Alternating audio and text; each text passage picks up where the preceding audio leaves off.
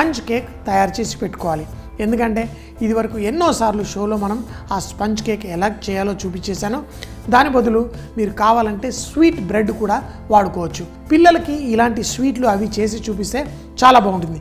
November 14 children's day కూడా, అందుకే పిల్లలకి బాగా నచ్చే ఈ స్వీట్ కూడా చేస్తున్నాను. అయితే ఇందులో మనం ఒక కస్టర్డ్, కానీ కస్టర్డ్ అనేసరికి చాలా ఎక్కువ కస్టర్డ్ పౌడర్ వేసి చిక్కగా చేస్తారు. అలా కాకుండా లైట్ థిక్నెస్తో చేసుకోవాలి. సో ముందుగా మనం స్టవ్ ఆన్ చేసుకొని ఓకే, ఈరోజు చేసే ఈ కస్టర్డ్ మరీ చిక్కగా కాదు, కొంచెం పలసగా చేసుకుంటాం. సో దీంట్లో మనం ఒక 1/2 లీటర్ పాలు మనం పోసుకొని కొంచెం పాలు అట్టి పెట్టుకుందాం. కస్టర్డ్ పౌడర్ కలిపి మళ్ళీ ఇందులో వేసుకోవడానికి ఎక్కువ అక్కర్లేదు. పంచదార కూడా ఇందులో ఒక 60 గ్రాముల పంచదార వేసుకొని మనం ఆ పంచదారని కరిగించుకుందాం.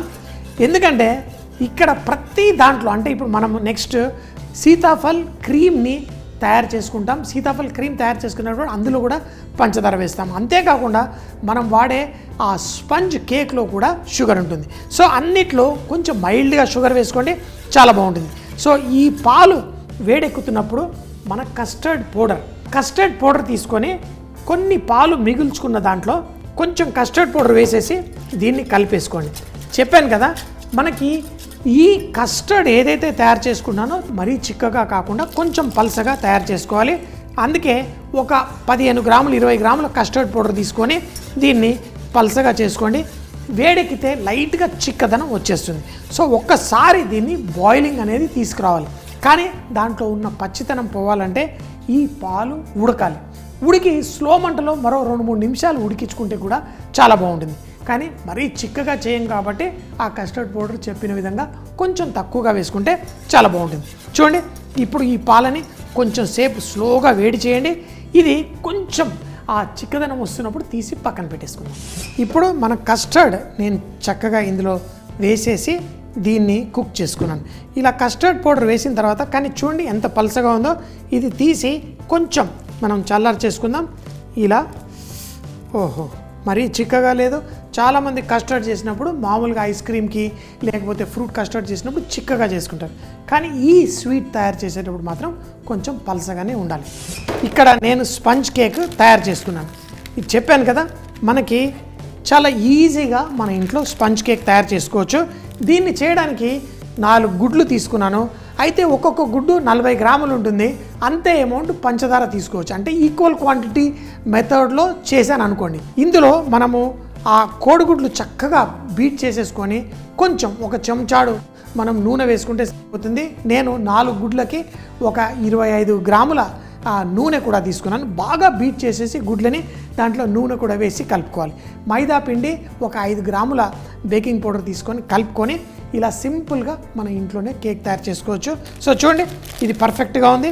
ఇప్పుడు దీన్ని మనం ఈ కస్టర్డ్ సిరప్ తోటి సోక్ చేసుకోవాలి. కానీ దీనికంటే ముందు నేను ఏదైతే సీతాఫల్ మనం క్రీమ్ తయారు చేసుకున్నామో అది తయారు చేసుకొని తర్వాత ఈ కేక్తో పాటు మనం అసెంబుల్ చేసుకుందాం. మంచి సీతాఫలాలన్నీ వాడేశాను, చిన్నగా మిగిలిపోయింది ఒకటి. అయితే పెద్ద సీతాఫలాలు ఒక 3 తీసుకొని దాంట్లో ఆ గింజలు అన్నీ తీసేసి ఇలా గుజ్జు తీసి పెట్టుకున్నాను. కొంచెం ఓపిక కావాలి గుజ్జు ఇలా తీయాలంటే.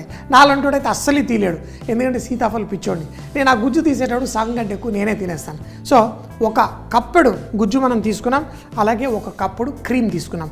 ఈ రెండింటిని మనం కలిపే ముందు కొంచెం పంచదార పొడి కానీ ఈ క్రీమ్తో పాటు కలిపేసుకోండి.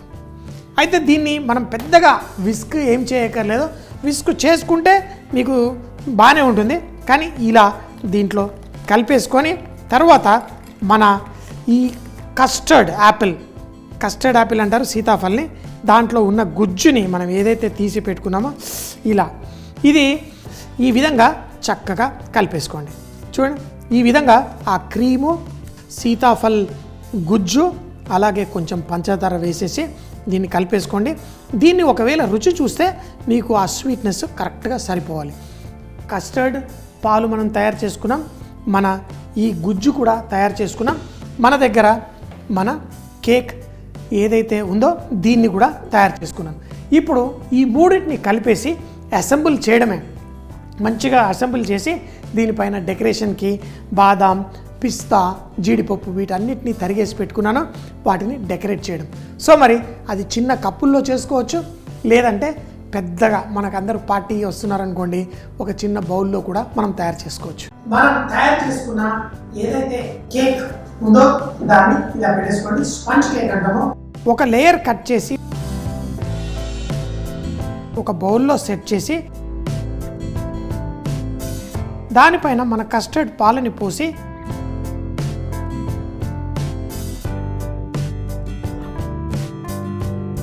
ఒక లేయర్గా సీతాఫలం క్రీమ్ గుజ్జుని కూడా దానిపైన వేయండి.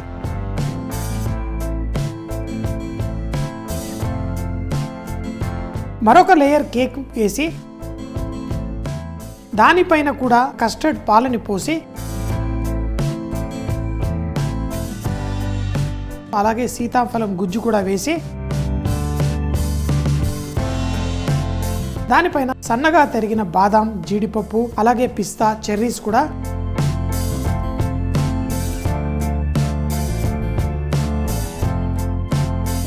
చక్కగా డెకరేట్ చేసుకొని దీన్ని ఫ్రిడ్జ్లో కొంచెం పెట్టుకొని చల్లగా అయిన తర్వాత దీన్ని కట్ చేసుకొని వడ్డించుకుంటే చాలా చాలా రుచిగా ఉంటుంది. చూడండి, మనకి తయారు చేసిన తర్వాత ఫ్రిడ్జ్లో పెట్టేసుకుంటే చాలా బాగుంటుంది. ఎంత పర్ఫెక్ట్గా, ఎంత అద్భుతంగా మనకు తయారైపోయిందో. చాలా సింపుల్గా, ఎంతో ఈజీగా అసెంబుల్ చేసాం. చూడ్డానికి కూడా అందంగా ఉంది. ఇంకేంటి ఆలస్యం, మరి వడ్డించేసుకుందామా? సో మనకి ఆహా ఇలా కింద మనకి కేక్ లేయర్లో చక్కగా ఎంతో అద్భుతంగా ఉంది. సో నాకు ఇలా చూడగానే ఈ సీతాఫల్ డిలైట్ ఇలా తీసేసి ఆహా, అయితే ఇంకా కొంచెం ఆ జ్యూసెస్ అవన్నీ ఉంటే చాలా బాగుంటుంది అనిపిస్తుంది. కానీ చూడండి, ఎంతో బ్యూటిఫుల్, ఎంతో పర్ఫెక్ట్. ఇలా కట్ చేసినప్పుడు కూడా మంచిగా చిన్న కేక్ కట్ చేసినట్టుగా దీన్ని కట్ చేసి వడ్డించేసుకోవడం. సీతాఫలం డిలైట్. దీన్ని తయారు చేయడానికి ముందుగా ఒక గిన్నెలో పాలు తీసుకొని పంచదార అలాగే మరికొన్ని పాలల్లో కస్టర్డ్ పౌడర్ కలిపి చూపించిన విధంగా పల్సటి కస్టర్డ్ తయారు చేసుకోవాలి. దీన్ని ఒక బౌల్లో తీసి లైట్ గా చల్లార్చి ఇప్పుడు మరొక బౌల్లో క్రీమ్ లో పంచదార పొడి అలాగే సీతాఫల్ గుజ్జు వేసి చూపించిన విధంగా కలిపి ఈ మిశ్రమాన్ని కూడా పక్కన పెట్టుకోండి. ముందుగా తయారు చేసి పెట్టుకున్న కేక్ ని ఒక లేయర్ కట్ చేసి ఒక బౌల్లో సెట్ చేసి దానిపైన మన కస్టర్డ్ పాలని పోసి ఒక లేయర్ గా సీతాఫలం క్రీమ్ గుజ్జుని కూడా దానిపైన వేయండి. మరొక లేయర్ కేక్ వేసి దానిపైన కూడా అదే విధంగా కస్టర్డ్ పాలు అలాగే సీతాఫలం గుజ్జు కూడా వేసి దానిపైన సన్నగా తరిగిన బాదాం, జీడిపప్పు అలాగే పిస్తా, చెర్రీస్ కూడా చక్కగా డెకరేట్ చేసుకొని దీన్ని ఫ్రిడ్జ్ లో కొంచెం పెట్టుకొని చల్లగా అయిన తర్వాత దీన్ని కట్ చేసుకొని వడ్డించుకుంటే చాలా చాలా రుచిగా ఉంటుంది, చాలా టేస్టీ.